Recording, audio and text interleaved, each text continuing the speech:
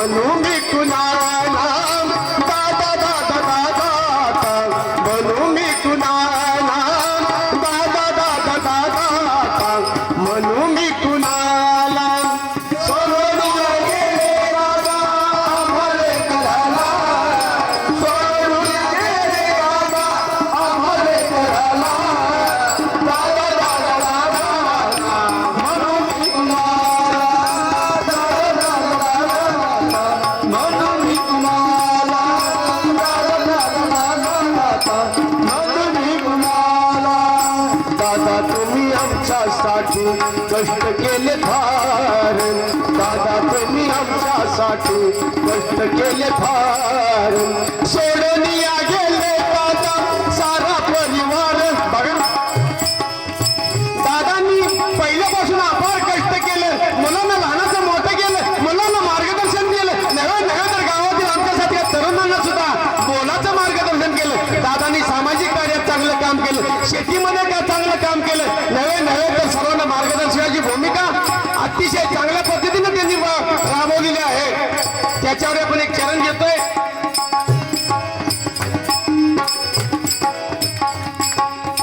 बाबा तुम्ही आमच्यासाठी कष्ट केले फार बाबा तुम्ही आमच्यासाठी कष्ट केले फार सोडून या गेले बाबा सारा परिवार सोडून या गेले बाबा सारा परिवार बाबा बाबा बाबा म्हणून मी कुणाला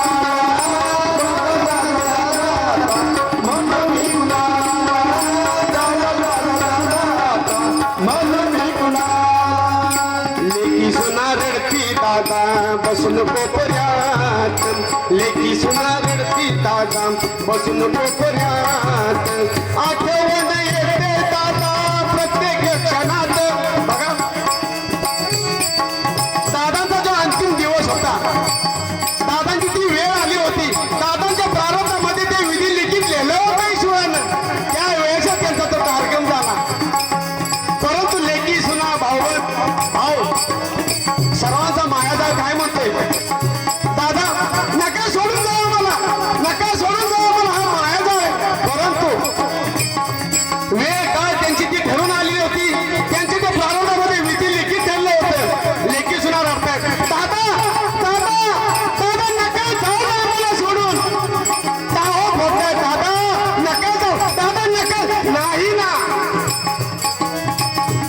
पण दादाच्या नशिबामध्ये ते विधी लिखित केलं होतं प्रारंभामध्ये त्यांचा जो काळ झाला होता ती वेळ गेली होती ती वेळ येणारच आणि तो कार्यक्रम होणारच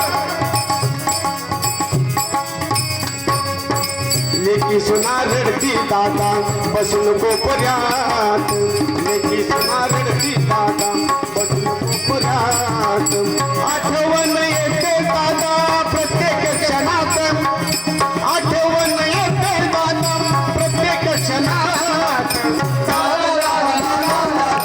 म्हणून मी कुणाला म्हणून मी कुणाला म्हणून मी कुणाला दास म्हणे जगामध्ये बाप आणि आई दास म्हणे जगामध्ये बाप आणि आई वडिलासारखे दैवत नाही बघा ज्या आई वडिलांनी तुम्हाला जन्म घातला ज्या आई वडिलांनी तुम्हाला या सृष्टीवर आणलं तेच तुमचे देव बरोबर का मुरली महाराज देव बघितला का तुम्ही ज्यांनी तुम्हाला सृष्टीवर जन्माला घातलं तेच तुमचे देव ते तुमचे प्रथम गुरु बरोबर ना पण शेवटच्या त्यांना सांगितलंय आई वडिलासारखे दैवत नाही ज्या आईने तुम्हाला 9 महिने कष्ट काढून जन्माला घातलं त्या आईला तुम्ही कसं ठेवलं पाहिजे संपूर्ण जो पदर तिचं आयुष्य आहे तो तिला आनंदाचं ठेवलं पाहिजे बरोबर ना बाप मुलांना नजरेत वाढवतो बाप अहोरात्र कष्ट करतो बाप कुणाला उंचत नाही बघा जी रोजच्या भाकरी काळजी करते ती आई मुलांना आई काय म्हणते बाळा जेव बाळा शाळेत जा बाळा शाळेत आल्यानंतर जेवलास का तुला भुका लागल्यात का या आई रोज विचारते मुलाला कोण विचारते आई विचारते पण जो आयुष्याच्या भाकरीची काळजी करतो तो बाप बापाला मिरवता येत नाही बापाला रडता येत नाही, बापाला हसता येत नाही. माझा मुलगा शाळेत गेला पाहिजे, माझा मुलगा साहेब झाला पाहिजे. त्याला चांगल्या चपल्या द्या, त्याला चांगला बोट द्या, त्याला चांगली कपडे द्या. का बाबा अहोरात्र शेतामध्ये झटतो, त्याच्या पडलेल्या पाण्याला भोकायत ना, कोणाला दिसत नाही. तो त्या कष्टातच मुलाचं आयुष्य बघतो. अरे माझ्या मी जे भोगले ते माझ्या मुलांना भोगा येऊ नये म्हणून तू शिक, तू शिक, तू चांगला बूट घाल, चांगली कपडे घाल, चांगल्या समाजात फिर, चांगल्या कॉलेजमध्ये फिर, नवे नवे तर भारताच्या बाहेर सुद्धा नोकरीला जा. माफ अपेक्षा आहे हो आई वडिलांची. आई वडिलांनी तुम्हाला कधी हिशोब मागितलाय का? ज्या आईने तुम्हाला 9 महिने गर्भामध्ये कष्ट काढला त्या आईने कधी हिशोब विचारलाय का? ज्या बापाने आयुष्यभर तुम्हाला लहानाचं मोठं केलं त्या बापाने कधी हिशोब विचारलाय? निश्चित प्रेम त्यांच्या त्यागातून तुमचं सर्वांग संपन्न आयुष्य घडलेलं असतं. हे कुठल्याही मुलानं, कुठल्याही मुलीनं. आम्ही शेवटचा एक माऊली भक्ती मंच सर्व समाजाला समाज प्रबोधनावर एक संदेश देतोय. समाजामध्ये तरुण मुली, तरुण मुलं जे पण आमचं निरूपण थोडंसं ऐकत असतील कृपया त्यांनी थोडंसं ध्यानामध्ये या. समाज आपला भरकटत चाललेला आहे. बघा प्रत्येक मुला मुलींनी ज्या वडिलांनी जन्माला घातलं, ज्या वडिलांनी लहानाचं मोठं केलं, समाजामध्ये चौकामध्ये जर आपला बाप उभा राहिला ना, आपलं चारित्र्य, आपलं वागणं असं ठेवा. अरे बापाची छाती फुगून बाप उभा राहिला पाहिजे चौकात, त्याला मान कधी खाली घालता लागले पाहिजे, असं कर्म करा प्रत्येक मुलांना, प्रत्येक मुलीनं. असा आमचा एक संदेश आहे. शेवटच्या चरणामध्ये असं सांगितलंय, दास म्हणे जगामध्ये, दास म्हणे जगामध्ये बाप आणि आई, बाप आणि आई. आई वडिला सारखे दैवत नाही, आई वडिला दैवत नाही.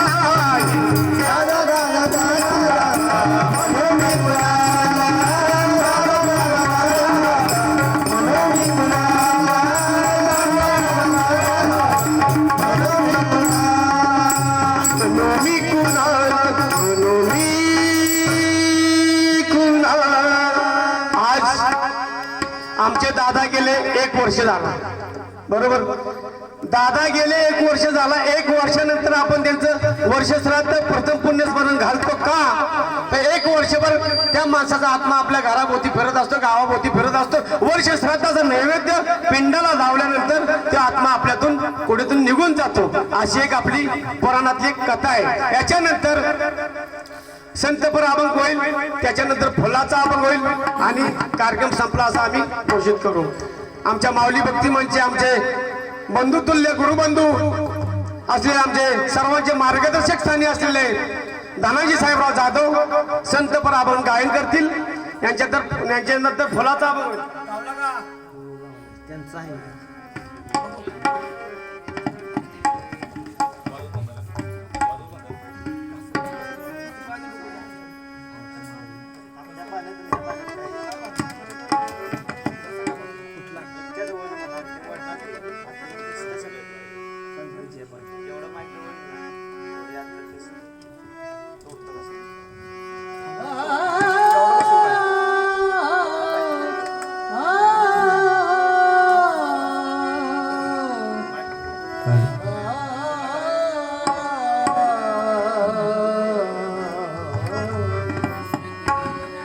संतांची पाय खर्चावे,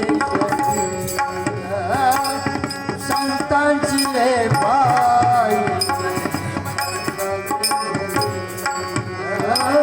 संतांची पाय खर्चावे सगळी, संतांची पाय खर्चावे शरीर, संतांची पाय खर्चावे शरीर, संतांची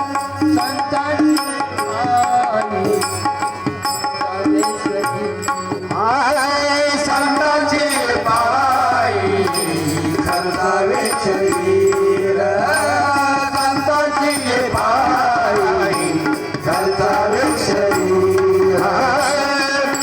तसे कपी